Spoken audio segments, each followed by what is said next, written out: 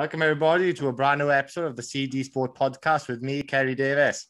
Joining us today is Brazilian Jiu Jitsu black belt, Polaris triple champ, ADCC European Trials winner, IBJJF Nogi European champ, Mr. Ashley Williams. How are you, Ash? Yeah, good, Kerry. Thanks for having me on. I appreciate you coming on. Maybe we were talking before, you know, you're a busy dude, and anytime you got spares, like you said, I appreciate you coming on. And yeah, I get my words muddled up straight away. I mentioned all those big tournaments you won, but there's a lot more when I was looking on your website. But I thought that, yeah, I'll be all day saying everything you won. Yeah, I've competed a fair bit in my time, and I've just always enjoyed it, to be honest. So, like, that's why I compete as frequently as I do and as much as I can, just because I do enjoy the aspect of competing, in particular, you know, just represent my team on the different stages. So it's always fun. So we'll go back before we go on where we are now. We'll go back a little bit for the people who don't know. I had a quick read of your bio on the ashwilliamsonline.com. So you were into Brazilian Jiu Jitsu first, Ash, were you? So when I first started, when I was about 5 or 6. I did like a traditional jiu-jitsu, like a Japanese jiu-jitsu, for like more self-defense based martial art. Like, I had more class what I do now as a sport rather than martial art. I don't really if you ask me what I do, I say I do sport jiu-jitsu, or submission grappling. So I did that until I was about 14, 15. I got my black belt in that under Kelly Griffiths, who's she's my ex-instructor. She's actually moved to Australia now. And she actually recommended me to go to Chris Reese in Forest Park when I was about 15, and said, look, if you want to compete, you know, there's I think Brazilian Jiu Jitsu is available, and Chris has got a good reputation for competitors. So I said, yeah, I'll give it a go. And then I just started doing Brazilian Jiu Jitsu when I was about 15 years old, I think I was, or like just about turning 15. And now I'm turning 30 next year, so I've been doing Brazilian Jiu Jitsu now for almost 15 years. But 9 of those have been full time. You know, I went to university, finished at 21, and I've done Brazilian Jiu Jitsu full time pretty much every day since. So like, I've never had what people class like a proper job, you know? Yeah. I've only ever done Jiu Jitsu since I finished uni. But I started with traditional Jiu Jitsu and then moved on to Brazilian Jiu Jitsu, which I would class more like sport oriented rather than self-defense oriented. Even though I say that, I feel far more equipped to defend myself now than I have previously, because in sport jiu-jitsu, you know, you contest live every single day. You know, like we spar at full speed every day. So you actually get to practice against fully resistant opponents, and that's why I feel like my physical capabilities are far greater now than they ever have been. Well, is Japanese jiu-jitsu not as like intense, is it? No, it's more like if I was to describe it in terms of the biggest differences, I'd say, like, obviously, like, Japanese jiu-jitsu includes strikes, like knife work, stick work, like bottles, you know, like just like general everyday situations that could occur in terms of self-defense situations, and like awareness, you know, basic stuff like how to stand, where to stand in like a room, which obviously you assume is common knowledge, but I don't believe it is. But then obviously sports jiu-jitsu is totally different. Like, you know, like basically you can pull guard, which is a position we do, which is basically putting your bum to the mat and pulling the position we call open guard. But obviously in a self-defense situation, it'd be possibly the worst thing you could do. Because you know, you're grounded from the word go, and if there's multiple attackers, it'd be no good to you. So like, I do think there's like distinct differences, but when you look at it overall, it's more of like how in depth they go, you know, because like in Japanese jiu-jitsu, you do a lot of throws that judo do, for example. So it kind of encompasses a lot of different martial arts or sports, and makes it more self-defense oriented. Where the only problem I had with it really was the compliance of your partner, and how nice your partner had to be for your techniques to work. Brazilian Jiu-Jitsu, I feel like, you know, we're sparring it live at all times. Not to say Japanese Jiu-Jitsu doesn't work, because like I know a lot of guys who've trained it for years and years and years, Truth be told, I definitely would not want to fight him, you know. But like, Yeah. you're talking about like eye gouging and various other forms of exactly defending yourself in severe situations. For me, like that is a pure martial art, where like what I do now is a sport, because we're governed by a set of rules, and we're looking to score points, or looking to do tactically beat our opponent in a rule set. So it has evolved quite a lot over the years. Yeah, and like you say, 15 years ago, I was reading like when you went to your first comp, how different it was. Like you started on your knees, is it? Like when you first started? Yeah. So like, yeah, Brazilian Jiu Jitsu. So literally, I rocked up my first class. I remember. I can always remember first class was mad because it was super intense, super hard. Yeah. I didn't go to school the next day because I was so physically tired. Yeah. I've got a twin brother. Like we went together. We both woke up and we were like, "What the hell's happened, man? Like I am sore, you know." So we didn't go to school the next day, and then we literally went to Chris because we were like, "Oh, we want to actually compete." That was our goal, is to compete in jiu-jitsu to test ourselves. And he was like, "Oh, there's a comp coming up in like 2-3 months," and we're like, "Yeah, cool, sign me up. Let's go. Like we'll just jump in, you know. If it goes bad, it goes bad. If it goes good, it goes good, you know." I think my brother did all right. He probably won, I think, because he used to win everything back when we were like teenagers. I'm pretty sure I just got bulldozed and I just got wrecked. Like cricket score, you know, like proper got pulverized. But yeah, back then you used to start like on your knees. I think matches were 3 minutes long. Because I found a match like I posted a match quite a few weeks back now, and I think it was my first gold medal ever adult, and it was a 3 minute match off my knees. And it's just like, it's laughable looking back at how different the sport is and how professional it's become.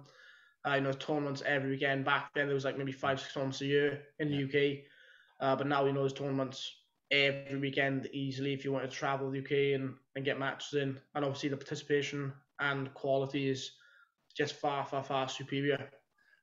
Even back then, say 15 years ago, Ash, was it always the gi then, or was it no gi as well back then? Yeah, I was doing a mix of everything. Like, I primarily trained in the gi for most of my early years. You know, for like the first probably 7-8 years of jiu-jitsu, I trained gi pretty much all the time. We didn't have like a no gi class, like a submission grappling class. We didn't have one in the gym. We just had a gi timetable, and you just train gi. And then if there's a no gi tournament coming up, you would just be like, "Oh, should we just take our gis off for this round?" Yeah. Do you mean you just take your gi jacket off and spar, and then you would just and then you would just compete. You know, like now, for example, like most academies that are full time have got like generically a 50-50 split for gi and no gi on their timetable, gi and submission grappling. You know, the MMA is getting bigger now as well, so people want specific submission grappling classes for MMA. But yeah, back then it was kind of like, just training the gi every single day, and any tournament comes up, we'll just jump in, and you know, if we're not wearing a gi, if we are wearing a gi, we'll just view it the same. And that's how it used to be. Yeah. It used to be a lot different. You know, like a lot of people these days want it to be very specific in terms of they want the perfect class, perfect set for themselves. Why I choose to train and enjoy it and just compete and see what happens. Yeah, right on. And obviously, Chris Reese Academy, was that exactly the same where it was now as well in Forest Park? Yeah, so I've been with Chris. So our first gym me and my brother attended was actually it's by the Three Sisters pub. I can't think of the name of part of Swansea's in, but it was just outside Forest Park. It was. Yeah. And he moved to Forest Park then about on my second week being with him. But since being in Forest Park, we've pretty much moved. We're in one industrial unit estate, and we just moved from unit to unit. Right, and I think I moved gyms with him maybe like 6 times. I think I moved with him to a different unit, and obviously gone bigger and gone better. Yeah. But now obviously I run and own half the gym with Chris. So obviously I got a bigger say in how the gym is run and kind of what direction we're going in and the timetable. Because I've travelled a fair bit to compete, and fortunately been able to travel to some high level gyms in America, which I always think, if you look at Americans, they're very, very good at like leading the way. You know, they're really good at being innovative and trying new things. So when we went to America, I just brought back a bunch of ideas that we could implement in the gym to improve our academy essentially and offer a better product to our students. You know, like a lot of Americans these days are overtaking Brazilians, even though Brazilians were dominating for years and years and years. America seems to be overtaking now because when they kind of commit to something, you know, they treat it very professionally, and I think that in the UK we're still a little behind on that respect, because if you tell someone, oh, I do full-time martial arts, they're like, what? Like, what? That's not a thing. Like, what, you put some mats down, the ledge, set the floor, you get £5 per class, and you're like, it's just not like that. That's not what being a full-time martial arts instructor or competitor is, you know. Like, it's changed so much, and since I started, I was talking to somebody about this the other day. I said about like the Olympics. If you've compared like the Olympics from like 10 years apart, and like the one spike on like a sprinter's shoe was like the same weight as the full pair of trainers now. Bloody yeah, You know, that's how much it's evolved. Like, yeah. So even if you just look at the kit or anything alone, you know, timetable, coaches availability, you know, you've got more people full time now rather than have to work a job and coach in the evening. So what's available to us as athletes is so much better now than it was back when I started. I said when I started, every class Chris was teaching, I was attending, you know, but it was only like 3 a week. 3 a week, yeah. You were going to you were like going up to Cardiff too, Ash, were you? Like to get more rounds in and stuff. Yeah, so Chris used to coach in Cardiff. He was basically splitting his time 50-50 between Swansea and Cardiff. And basically I just told Chris, I was like, oh look, wherever you go, I'll just go and I'll just come to every class I can that's available with you. Even when I was in Cardiff University doing my degree, I was still coming back like 2 days a week just to train with Chris. Because I always knew that Jiu-Jitsu was what I wanted to do. And but I always say I wasn't competing. I never told everyone like, oh, like, I wasn't one of those kids that was like looking at like the world championships on my wall, thinking like that's where I'm gonna be or that's what I'm gonna do. I just love jiu-jitsu, and I just thought like whatever happens, I want to be doing something that includes jiu-jitsu in the future, you know. Because we went to the ADCC. It was in Nottingham. ADCC is like our version of the Olympics for jiu-jitsu, you know. So it's like where everyone wants to be. It's the top 16 in the world. And it's just recently what I qualified for next year out in Vegas. And I remember 10 years, I think it was pretty much 10 years ago, this year it was, it was 2011, we went to Nottingham to watch ADCC. It was actually, because it moves around every 2 years to different countries. Right, yeah. And it was actually in Nottingham 10 years ago, and we went as a team. And, you know, I was sitting in the crowd watching these amazing guys go to work and thinking how incredible they were. You know, I was studying those type of guys' games, and now next year I'm going to find myself in the same position as they were in. But if you'd asked me back then what my goal was, I wasn't sitting there going like, oh, I'll be on those mats one day. I was just going, this is really cool. I love jiu-jitsu. Yeah, you weren't like, that's a good way of thinking. You know, like you're competing in Vegas next year with the ADCC. Like you said, it's every 2 years. So what was it? Would it be 2018? Did you go to the trials then for that one, or? No, unfortunately, since I have been competing at a higher level, so I was fortunate enough that Eddie Bravo called me up to compete on a show called the EBI, which is a good professional show in jiu-jitsu, and I was just really, I want to say lucky, to be honest, to be invited, because we kind of just campaigned hard on Instagram, and a bunch of my teammates just kept commenting my name, saying they want to see me on the show. Yeah. And then Eddie Bravo kind of popped into my inbox on Instagram, and he just said, do you want in? And I was like running around the gym, and I was like, oh my God, boys. Like, I was checking his account, you know, to make sure it was like a fake account, like someone just randomly sent me a message, you know. And I was just losing my head, and I was like, this is insane, you know. And Eddie Bravo kind of gave me, like, just open the door. Which I thought was really cool. Yeah. And since then, you know, I've been competing on more professional shows over and over again. But when it came to ADCC, there's only 2 trials every year in Europe. Yeah. So every other year, there's 2 trials in Europe, 2 in Brazil, 2 in America, 2 in Australia. 8 people get invited, and then 8 people win the trials. So last time round when ADCC happened, I'd actually beaten like 5-6 of the guys who were competing at that ADCC. Yeah. But I hadn't been able to go to trials. And, you know, the organisers are fair in terms of, they just say, look, if you haven't been to trials, it's very unlikely you get the invite off the back of good performance in other shows, because like, this is our tournament. You know, we want you to do trials to show you're capable of winning the rule set. But unfortunately, that year I was going through a massive string of injuries, including a disc bulge in my neck.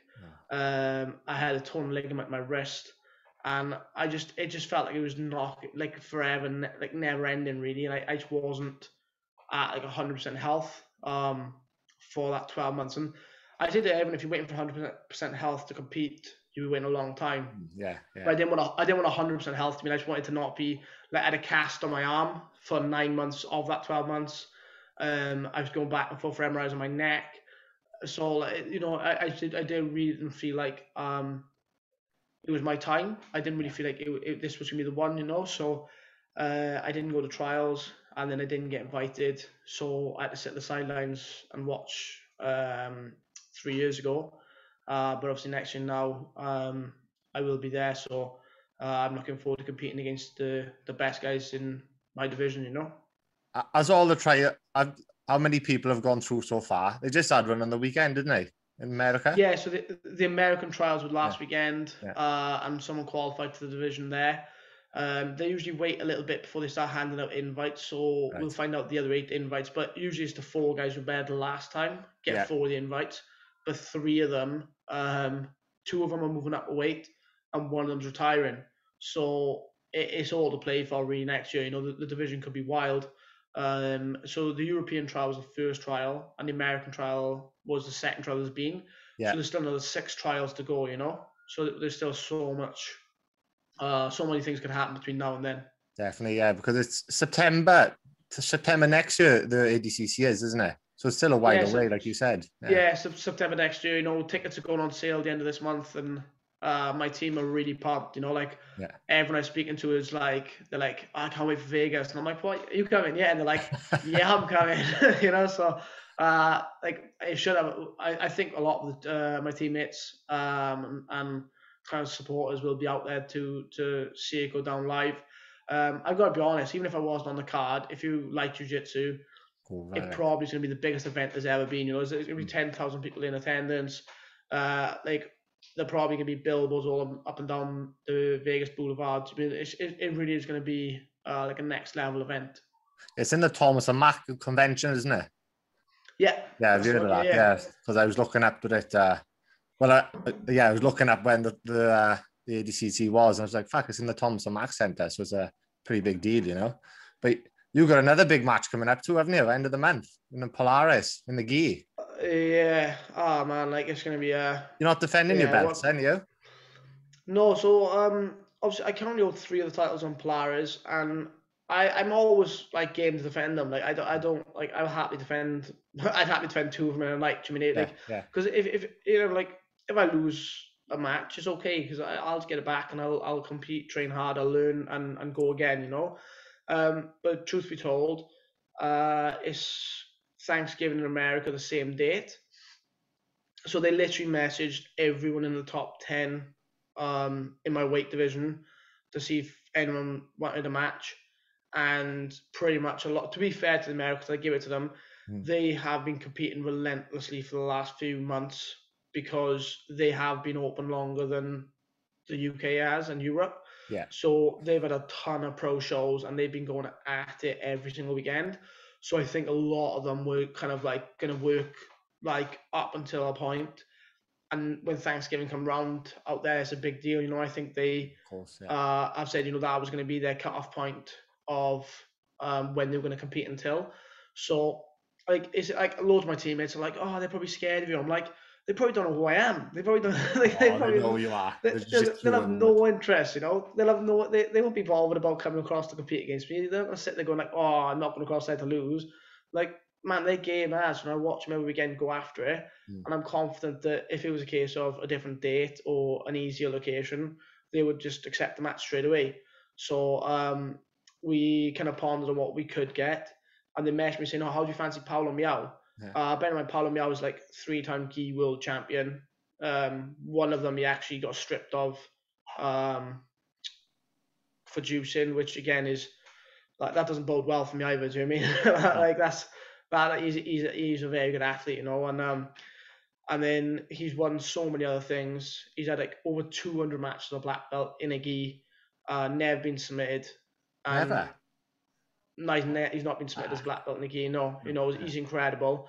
And I don't know. I've probably had like 20 gi matches as a black belt, because obviously once I got a black belt, I spent the first year competing in the gi. Then I got invited to EBI, and kind of the rest history. I just kept doing no gi then. So I recently had a few matches in the gi just to kind of dip my toe back in the water to see how I was feeling. And the matches went well, and I felt happy. But then they were like, but that was at local level, that was just UK based athletes. Yeah. And then they messaged me going, "Oh, how do you fancy Paulo me on the gi?" And I was like, I honestly don't know how I feel about it, to be honest, because it's a big ask, it's a home crowd. I'm in Wales. I'm competing with all my teammates there. But then it's one of the matches I've been in for a long time where it's a win-win. I've been in a lot of matches lately where it's lose-lose, and if I lost, everyone would be like, "Oh my God, can you believe you lost to that guy?" And if I won, they'd be like, "Ah, well, he should have won anyway." But with Paulo Miao, on paper, there's no way I'm expected to win.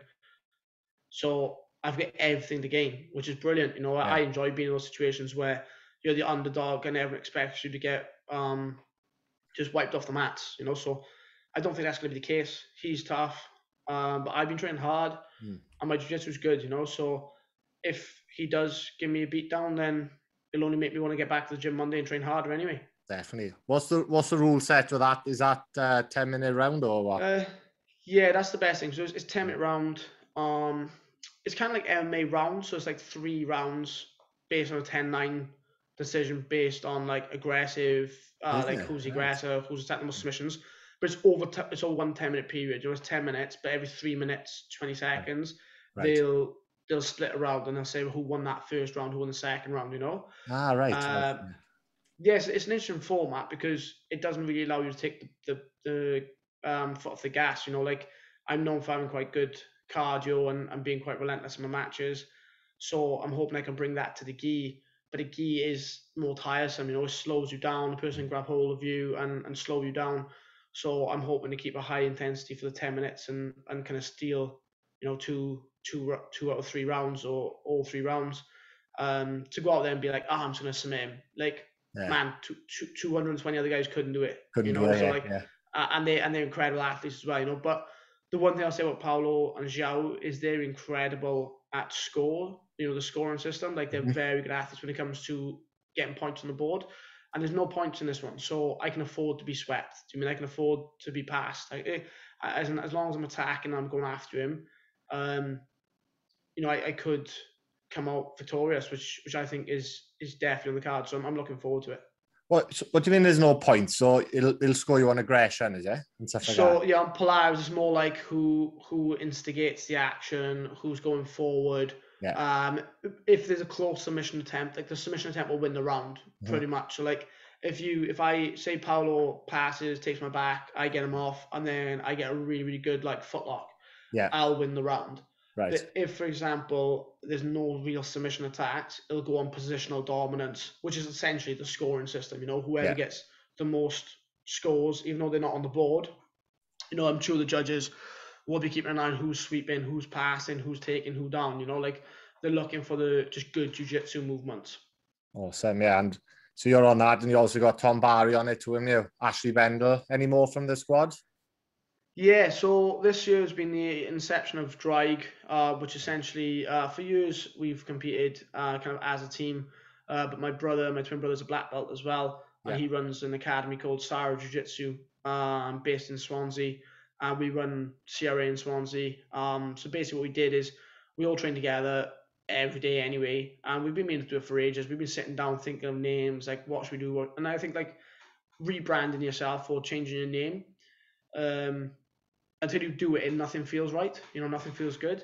And after a while, we're like, should we just pull the trigger and we'll just go for drag. Obviously, Welsh for dragon. Yeah. We all wear the dragon rash guards. I don't know if you've seen them, but the dragon rash guards, they're super cool and everyone loves them. So we thought we'll go for drag. And since the inception of drag, we've been just wanting to compete as a team as much as possible. We took over 50 guys to the British Gi came away with second place in a team event. Yeah. Then we took like 75 guys to the Welsh All Stars, and we came away with first place in the team event. And now when pro shows message me, I'm like, look, I want to be on the show, but I really want my teammates in drag to be on the show as well. So we've been getting more success with getting our competitors on the show. So Brilliant, on Polaris, we've got myself, my brother's actually competing in a gi match. Nice. Ashley Bendo's competing in no gi. Tom Byram's competing in no gi, and Jamie Dix is competing in no gi. So we got 5 guys on Polaris, which, considering we've never had more than one really, like having 5 is incredible, you know. And then we've got the week after, we've got a show called Grapple Kings out in Ireland, where I'm fighting for the lightweight title against a guy called Robert Deagle, who's a leg lock specialist from America. And again, then Ashley Bendel, Josh, Tom, Jamie, Chris, as in Chris Reese. I saw Chris is on it, yeah, and Tom Tubby. We're all competing on Grapple Kings.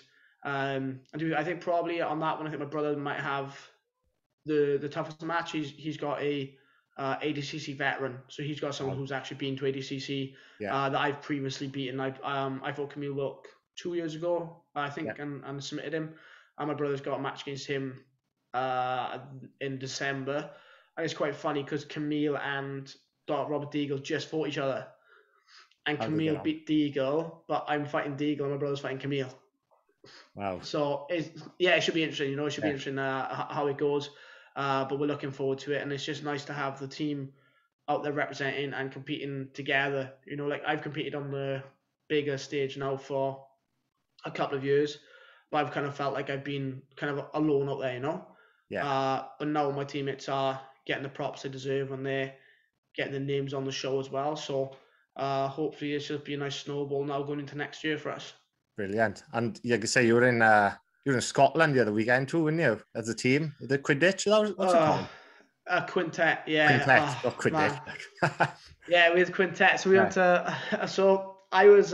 We just did ADCC Trials. We took a big team away, and we kind of all had a great time, and it was a good laugh. You know, like we got decent results, and all the guys did perform really well. And I booked a holiday to Spain for after the trials. So when I landed back in the UK, I immediately flew to Spain with my wife to have a little chill out week, because ADCC Trials have been like a massive thing on my mind for like probably 2 years now. You know, like every day, every night. It's all I'm like, I just want to qualify for ADCC. That's all I want to do. Because you could see in all my interviews, if people ask me like, oh, what's your goal? I literally never say it's to win this match. I just go, oh, to qualify for ADCC. You know, because that's all I wanted to do. So I thought I'd need a nice little rewind. And whilst I was out in Spain, my brother messaged me, and we've got like a lads chat. We've got a little group between all of our kind of competitor guys, and he goes, "Boys, we've got a wicked opportunity for us." I was like, "Oh, right, cool. What's going on?" And he's like, "We can fight a quintet if you want to." And I was like, oh, "Okay, cool. Yeah, like I don't see why not." And he's like, "All right, it's in Scotland." I was like, "Okay, cool. It's getting a bit less tasty now." Yeah. And then I go, why don't you boys just go? And he goes, no, you don't understand. I told them that you would compete if they did a quintet. So they didn't say yes to a quintet initially. Like they said, oh, like if you want to come and compete, you can compete, but we'll let you have single matches. Mm-hmm. And my brother was like, look, if you do a quintet, he said, I'll get Ash Williams to come up with us and he'll compete. And I'm in Spain and I'm like, this is a terrible idea, you know, like it's not going to be good. And I was like, so what's the deal? He's like, so the deal is, we can drive to Scotland, we stay in a hotel, we get up the next day, we compete, and at the time there was no prize money, so we compete. And he goes, but the good thing is we don't have to pay our entry fee, right? So we don't have to pay to compete. Yeah. And I was like, and then he was like, oh, then we could drive home. So I was like, we're going to drive 8 hours, stay in a hotel, compete for like 20 minutes, drive 8 hours home, and you've managed to save us all like 30 quid. And I was like, I was like, man, like, that's not a good deal. No, terrible. Like, no, when I negotiated like the other shows for the boys, I asked them for like purse and expenses, or just something to make it, feel professional. It's it's a professional show. And the boys just laughed about the whole way up. They just mugging me off, because I didn't end up competing. So we went up there, and it's a 5v5 event where like it's eliminating. So if the first guy eliminates like 2 guys, like if I was 5th on my team, so when like that guy steps down and then we limit the next one, eliminate. Look, we were winning with like 2 guys spare every time, and I went last. Yeah, so you didn't go on. Yeah. I primarily went just so the boys could get matches, And then as soon as we got in the car to drive home, they were like, "Ash, fair play, man. You lazy, and you." And I was like, "What do you mean?" They're like, "Well, you didn't even compete. Like, you came all the way up here and you did nothing." And I was like, "Oh, boys, I'm gonna kill you all now." Like, I drove most of the way up. Yeah. And I was like, the reason why they got the quintet is because they promised the promoter I would compete, and then I didn't compete anyway, So, but to be fair, it was a wicked trip, and the boys performed brilliantly. But like, I was in Spain, and I phoned them. I was like, "What are you doing? Like, how have you agreed to this?" He's like, "Nah, so agreed. We're good to go." And I was like, "No, what? Like, I don't think we should do this, And but to be fair, the boys had brilliant performances. I think like Tom Barry got a couple of submissions. My brother got a couple of submissions. Like, my brother's been a black belt for a year or 2 now. I think almost 3 years now, I think. And due to COVID in particular, he's had 0 matches. He's had 2 matches as a black belt, and he's actually fought like probably in gi. He's had 1 gi, 1 no gi, and they've both been like top 5 guys in the UK. Yeah. And he's a fresh black belt. I mean, he needs just to have matches and to get his belt. But up in Scotland, he managed to get 4 matches with 2 draws and 2 submissions. So like that was for us, that was worth the travel. For the boys to get matches this year. Like Jamie managed to get a good couple of matches in, and he actually got a flying triangle. And it was just good team bonding, good team building. And it was really good fun the whole trip, to be honest. And the boys had a good laugh, so it was worth going in the end. Yeah, that would be a good crack going up to Scotland with all the boys. We all in one car too. All tight. Yeah. We were all in one car, but every time we like stopped our services, like the boys would just get out of the car and then neck a bottle of water, and as soon as we got back in, they were like, "Oh, I need to pee again." And I was like, "This is relentless." So not to be fair, I don't think the car was quiet for a minute. Do you mean we just all bantered back and forth? Like, we're quite ruthless. Like, after the tournament, instead of even saying well done to each other, we're just like, "Oh, you sucked at this, you sucked at that." We just just jumping around the car, But I think the boys enjoyed, and that was the most important thing to me. Yeah, exactly. Yeah, but I see on like Tom Barry and like your Instagram, but you always like seem to be away a lot, like doing seminars. Like, you were in Bristol the other day too, you? Yeah. So it seems every weekend you like got something on, like.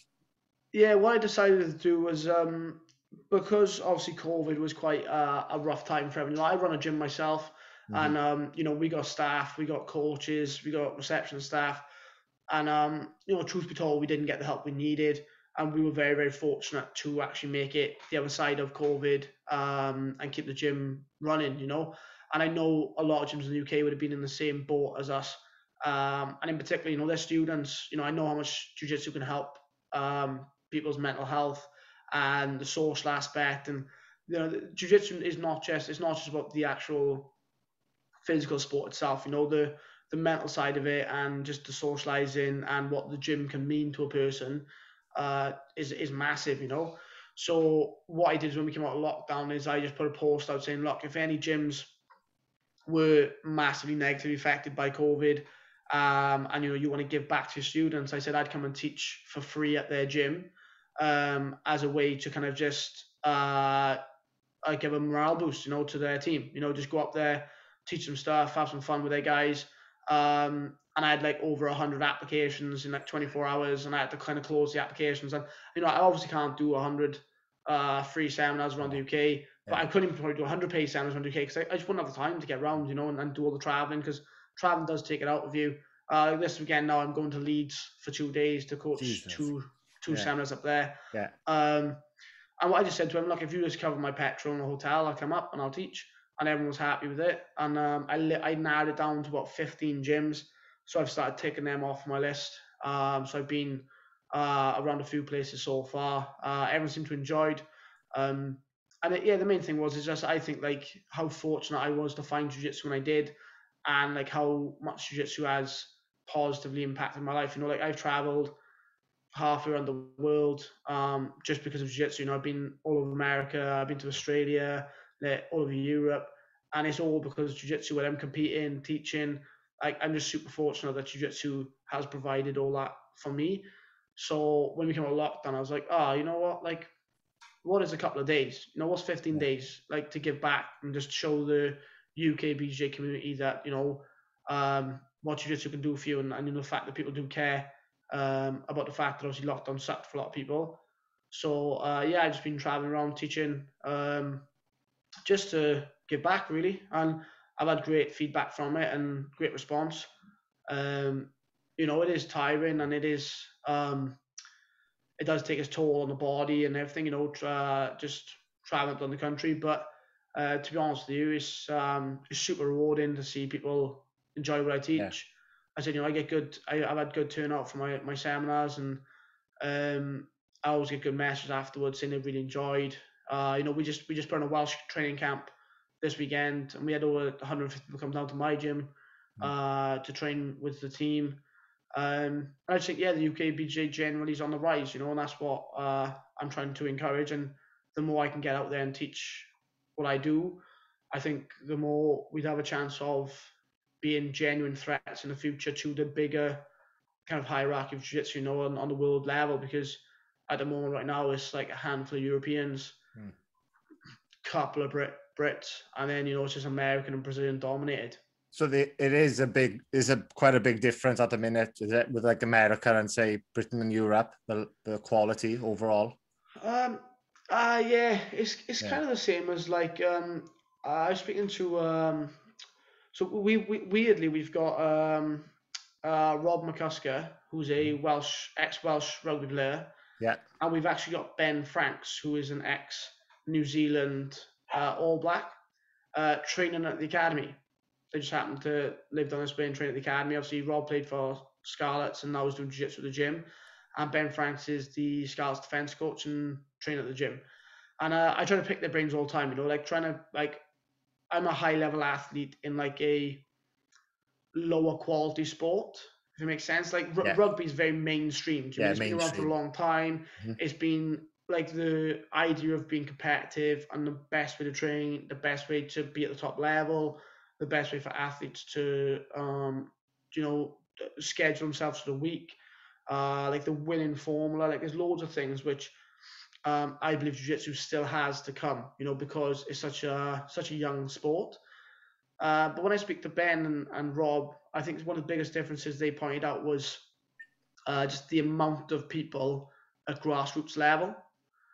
So like Ben was saying, you know, in New Zealand, like they could get a local rugby team that could field like 10 sides for under 12s. Yeah. Do you know what I mean? Like not, I don't know about you, but like I know for a fact, like all the teams around Swansea would be lucky to field first and maybe seconds. Yeah, no, definitely. Like, you know what I mean? Yeah, so when you're looking at that and like the grassroots of New Zealand is so vast, I'd say that's one of the biggest things America's got ahead of UK and Europe right now in jiu-jitsu is that like when you look at, when I traveled over there and I went to like AOJ's pro class at midday, there was like 60 guys on the mat. Wow. Do you in the middle of the day. Like, yeah, when you go to New York City, do you mean their 6 a.m. class? I just got like 60 guys on the mat as well, you know? And we'd be lucky to get 10 guys at 6 a.m. And that would be considered relatively good, you know? And the thing is, like, over there as well, you know, kids, I think, like, parents, because of the,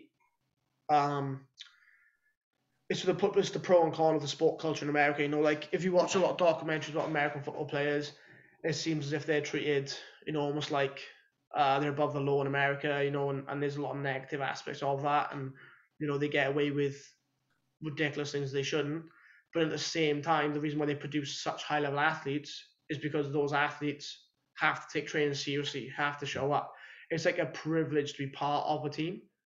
Where I feel in the UK, like, you know, if I speak to a parent and say, "Oh, your kid's really good, what they should do it some more," they're like, you know, they do a few other sports, you know, and I can't really, and you're like, you don't understand that your kid could be really good, like they could be world class, you know. And I think America, if that was when that's adopted in America, when someone comes up to you and goes, look, your kid's talented, they should focus on this. They're all you in, get man. families like, they get families like uprooting their lives, moving to a different state, just so they can train with the best coach. Yeah. You know, like Cole Abati just won the ADCC Trials in America, and he's 16 years old, and he beat like 3 or 4 black belts on his run to the win, and he's a blue belt. You know, he should be a black belt in theory, but he's trained with AOJ, but AOJ have got an incredible set. The Mendes brothers are like the best in the world at 66, and they have been for the last like 10 years. It isn't like when I went to watch it, like Rafa Mendes was the top of the top. You know, he was one of the best in the world.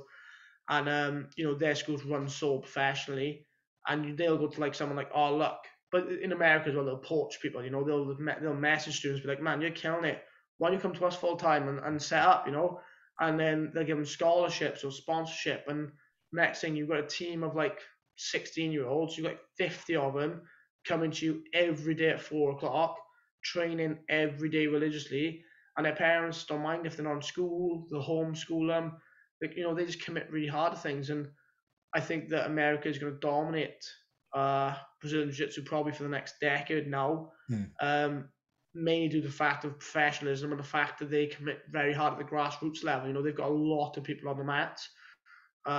Where, you know, could travel in the UK and say to someone like, oh, you know, how's your gym doing? They're like, oh, about 20 guys on the mat last night. Do you mean? And that's awesome, and I'm really happy for them. But at the same time, I'm like, it just shows how far we are behind, you know, America and that professionalism that they've got out there, you know. And you know, if you look at the athletes, I follow loads of the athletes in my division. You know, they're always doing the latest recovery methods, whether it's cryo, IV drips, like loads of things. You know, they're doing they're doing the top stuff all the time.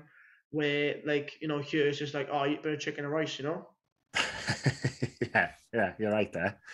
Yeah, you know, so I just think America is going to dominate for a while, but you know, we are trying to build a proper professional team. We do pro training every day, and we're on top of our guys for like recovery, diet, and everything else. So who knows? You know, hopefully the UK will take a turn at some point, but we'd have to like take a turn as a culture as well, you know, because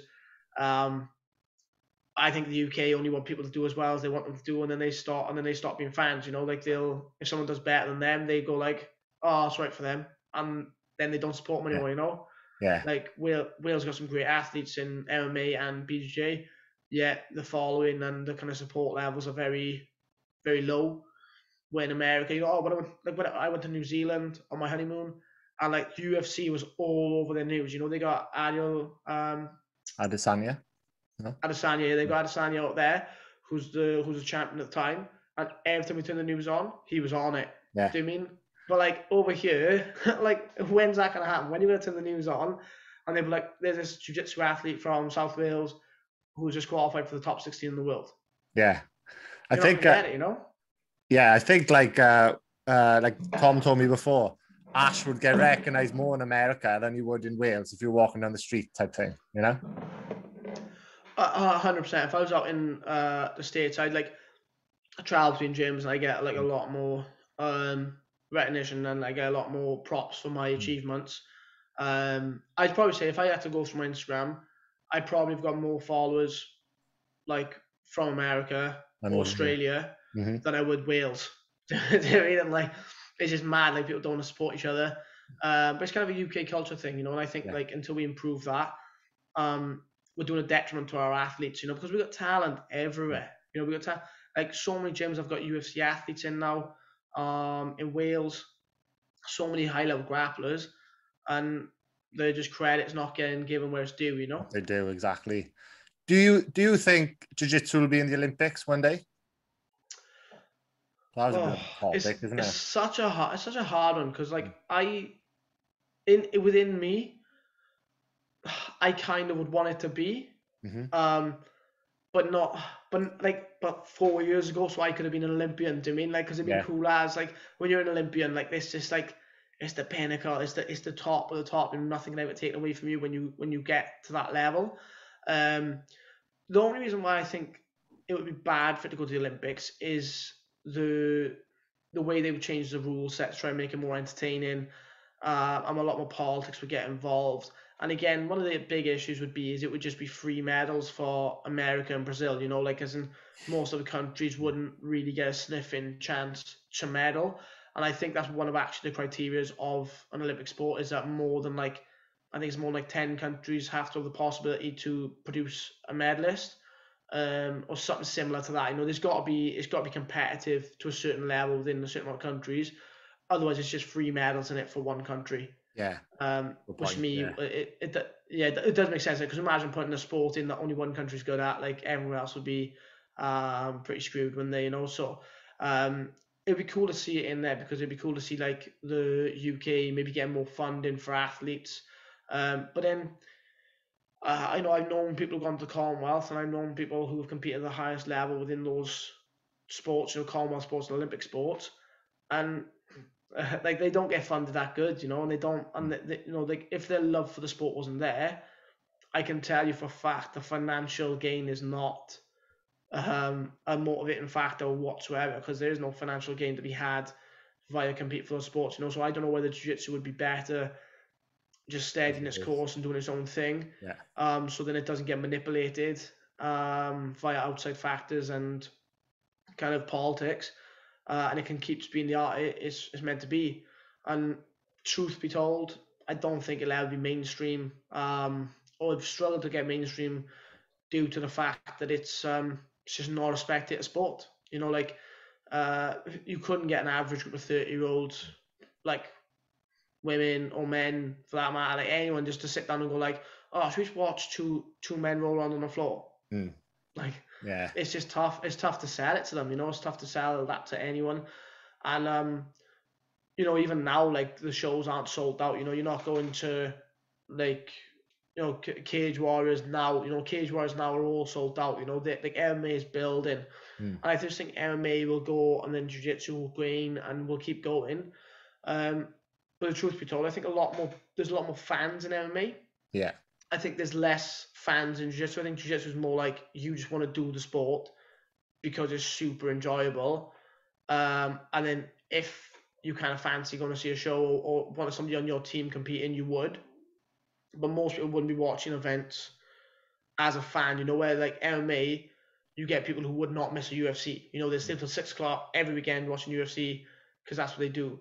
And then Jiu-Jitsu is not really like that, you know, it's not like that yet anyway. So I don't actually think the Olympic route would be the right route for it.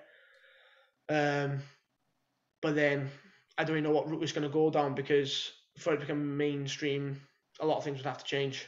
I think if, like you say, if MMA keeps going up like it is, like you said, Jiu-Jitsu will follow, because people will think, oh, when it goes on the ground, what's going on here, you know? Yeah, it's like a byproduct of MMA, you know, like, and we get a lot of guys who come to the gym because they want to do MMA, and then they go, oh, actually, Jiu-Jitsu is so much fun. Yeah. I'll just do that, you know, and they don't do MMA then, you know. So like, I do think MMA does the world of good for Jiu-Jitsu, because a lot of people would not know what it is. And like, if someone asks me, oh, what do you do? I go, I do Jiu-Jitsu or submission grappling. They're like, oh, what's that? I'm like, oh, do you know, have you watched cage fighting? And they go, yeah. And I go, it's like that with no punches. And they're like, what? That's what you do? And I'm like, yeah. I'm like, yeah. As in, like, it's just that, you know. So, it's just not well known enough yet. I've had a few friends say in the past to me, like, we'd watch like a UFC or something, and I'd go to the ground and they like, why don't they get up? They're just kissing on the ground. And like, fucking, you know, you got no idea, like, you know what I mean? And everybody wants to see a knockout tonight in UFC and that's the thing. I'd agree with that as a fact. If you sit with a bunch of you know, armchair kind of sports people, you know, and watch UFC, when it gets to the ground, they probably say that's the most boring aspect. But like, you know, if you had one of the high level guys pin you to the floor, you could probably outweigh them by like twice the amount, and you're not moving them. There's no way. If they wanted to pin you to the floor, they could not. There's no way to budge, you know, like, and I think that's where, until you feel jiu-jitsu and you realize how powerful it is and what it can do, I think you look at it and think like, how are they getting so tired? Like, they're just cuddling each other, you know, but they're not. You know, it's really, really high output, and that's one thing I think I try to do the most when I compete, is I try to make it entertaining. You know, I try to have high-paced matches. I try to move a lot, attack a lot, and make it so that people would enjoy watching it. Where a lot of other professional athletes in the sport care more about winning right now. And we're not in the era at the moment where like it's about edging your opponent out, because even if you edge your opponent out and you're boring, the chances of you going back on that card are slim anyway. Yeah. You know, because it's not, there's no ranking system. It's not like, oh, if you win this match, lose this match, you'll be against this guy next, against that guy next, and you'll be on this show. It kind of just like you get messed with a promoter going like, oh, do you fancy a match? And I go, yeah. And then they go, have you got anyone for like this random person from North? And I'm like, oh, I can have a look. You know, but there's no like official rankings, official league or anything. So you're not guaranteed anything after your match. So the only way to be good, in my opinion, jiu-jitsu and professional jiu-jitsu is just to be entertaining and show that, you know, people are going to want to watch your match and speak about your match afterwards. Because the first 2 pro shows I fought and I actually lost. And it was Eddie Bravo when I went to Eddie at the end. I was like, oh, Eddie, thanks for the opportunity. I'm really sorry. Obviously, I understand you give me an opportunity, and you know, I've kind of wasted it. And he was like, bro, that was one of the most entertaining matches we've ever had. Next time we go, you're on the card again for sure, 100%. We'll have you back. And I was like, what? I can lose and get invited back. Yeah. And I was like, I'll just do that every time. I'll go out there and I'll go for a barn burner every time, and I'll go nuts every time. You know, like I said, my cardio was good, so I want to put on a show. Where, you know, in the UFC and other things, it's a little bit different, because getting W's is really important to like move your way up the division, so you can fight upwards. You know, but in jiu-jitsu you could lose and then get a higher ranked opponent next because of your style.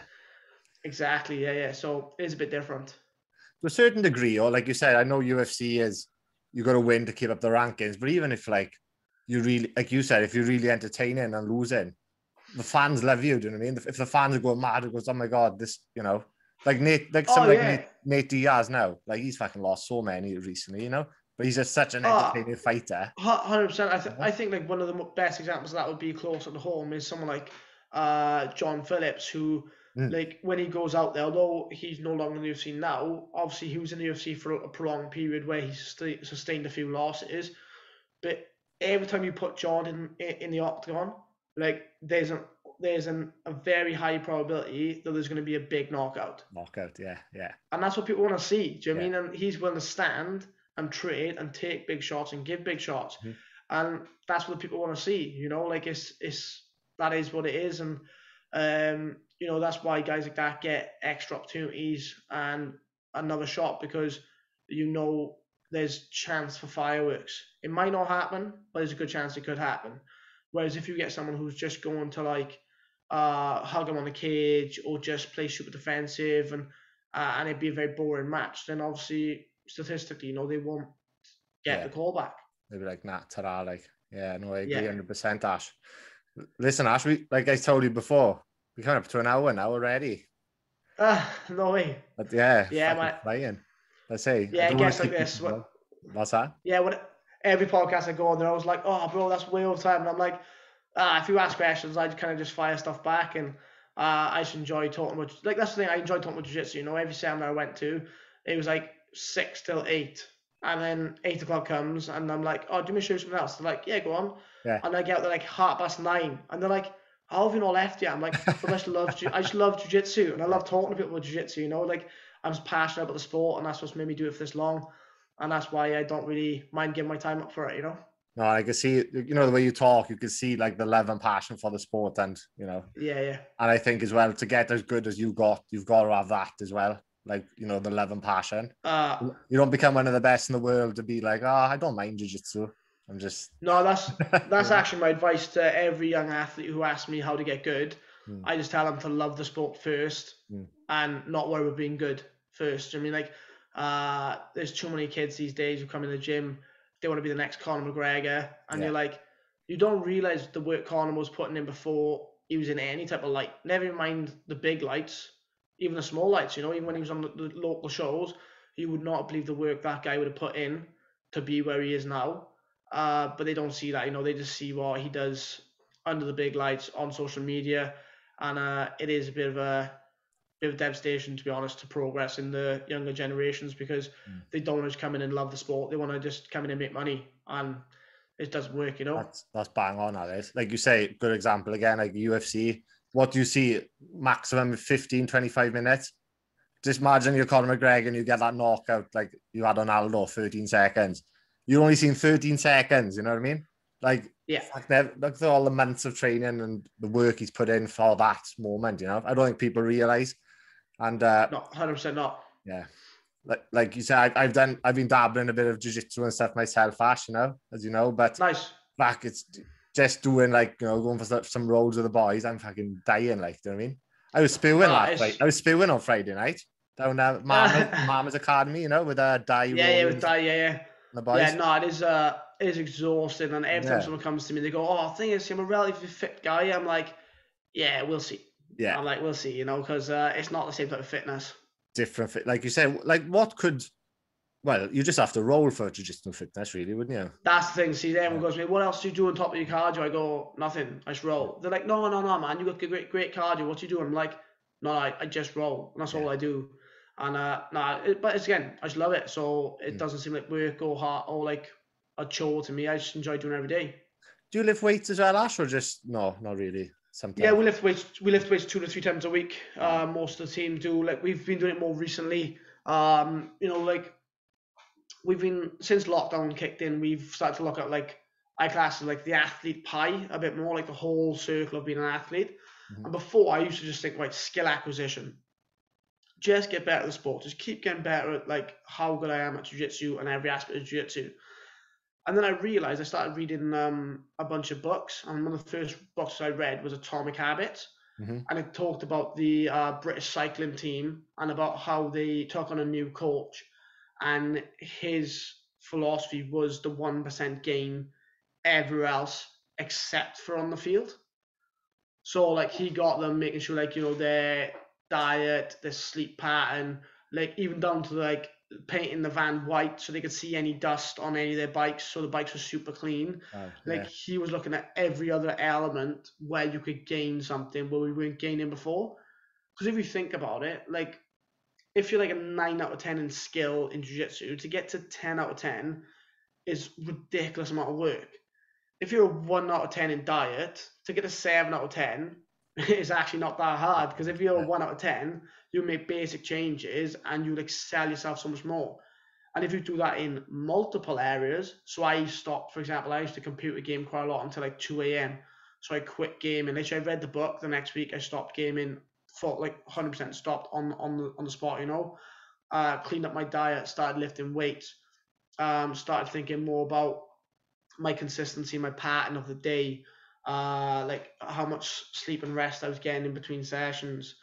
I was trying to think of every area in my life, and even stuff like, you know, like arguing with your missus. If you got a missus and you argue all the time, and you go to training stressed, how do you believe you're going to perform your best if your home life isn't very good? Yeah. So, you know, I tried to put everything in my life in better order, so that I could get the maximum gain on the mats as I could get, because I realized that I'd already kind of not maxed out in skill acquisition, but I was already very, very high in it. You know, where I was failing was stuff like how much of an athlete I was, you know, how physically strong I was, how in shape I look. Because, like, you know, if you look in shape, you feel better about yourself. And then when you go perform, you feel better to perform. You know, like, there's so many things that, even if they're placebos, you know, placebos a massive effect. Placebo works, or doesn't it? Like you said. It does work, exactly. That's my point, you know. So, like, I try to make sure that I put 2 days aside, like Monday and Wednesday, I put aside for my wife. And if she wants to do anything, if she was like, "Oh, I want to drive to Cardiff to go shopping," I'd be like, "Yep, let's do that." Because those 2 days are the time I put aside for her. And if whatever she wants to do, we'll do. Because that's what keeps our relationship happy. So when I go on the mats, I know I've got that time aside so that we can still spend time together. You know, so, like, having more, one of the best quotes I read in a book was, the more disciplined you are with your time, the more free your free time becomes. And, like, I think that could be more true, because if you're disciplined with your time, when you actually have time off, you're not sitting there going like, "Oh, I swear I've got something to do. Have I got to do this tomorrow? Have I not?" And you think it so much, and you're working yourself up, that then you're like, it's not even free time. You're not in downtime right now. You're just panicking and getting anxious of a task you know that needs to come. Where, in my opinion, if you know the task needs to come, just do it now. Just do it now. So then tomorrow you can have actual free time, you know? But yeah, it was very interesting to read through lockdown and improve my mindset and the way I think and how professional I treat the sport. And that's why I started lifting. Like I've said for years, I want to lift, and nobody ever really explained to me in a way which I could fully agree on why I should lift. And the idea behind it, in the way I've explained to myself, is that it's just part of the pie of being an athlete, and it's a fact of the matter. Like I can get the most gains in that area for free because I wasn't doing it before. You know, I can get more gains in that area than I could in any other area right now. So to justify not doing it, I couldn't. Awesome. And that atomic habits, I've heard a few people talk about that. So I think now that's actually pushed me to actually read it, because I do love reading books like that myself. Yeah, I think it's either 4 or 6 hours long, and honestly, I couldn't put it down. Like I got a list of books, and it was a guy called Liam Cann who got me to start reading, and I talk to Liam Cann all the time about it, and it's a weekend of my life where I was like it was a massive change in a fork in the road for me, where I was like, oh my God, if I didn't meet Liam at the day I did, when I did, I'd still be going down this path. Yeah. And like when I met him, it was just like boom, and it knocked me into this new crazy path that I'm going on. And one of the big parts of that was actually reading and improving my information, where I'm getting my information from. So it was really cool to start doing that. Brilliant. We'll leave it with that, Ash, as well. Awesome, mate. Enjoy that. And do you want to give any shout outs as well? Obviously, you've got ashwilliamsonline.com for obviously if you want a free month on my website, just shoot me a message on any social media platform, and I'll sort you out the codes. You can have a free month on ashwilliamsonline.com. Tommy Fightwear, I always give a shout out to them, my sponsors, long-term sponsors, and sponsor me up now towards ADCC. And then the main one is just my family and my team, Drag, because I say it's an individual sport, but the only way to get good at the individual sport is to have a team behind you, so I couldn't do it without them. Brilliant. And you can watch Ash and the rest of the team Drag in action on Polaris 18. That'll be on Flow Grappling. Is that on Flow Grappling? UFC Fight Pass. Oh, Fight Pass, sorry. Yeah. And then Grapple Kings is on Flow. That's right. I had them the wrong way around. Awesome. And also don't forget to like and subscribe to my YouTube channel, also the CD Sport Podcast. And also you can find and follow me on Instagram, the CD Sport Podcast, YouTube and Instagram. Did I say all right? Yeah, I think so. Yeah. So share the word on that one, guys. Share the love. Mr. Ashley Williams, everybody. Thank you very much, Gary. You.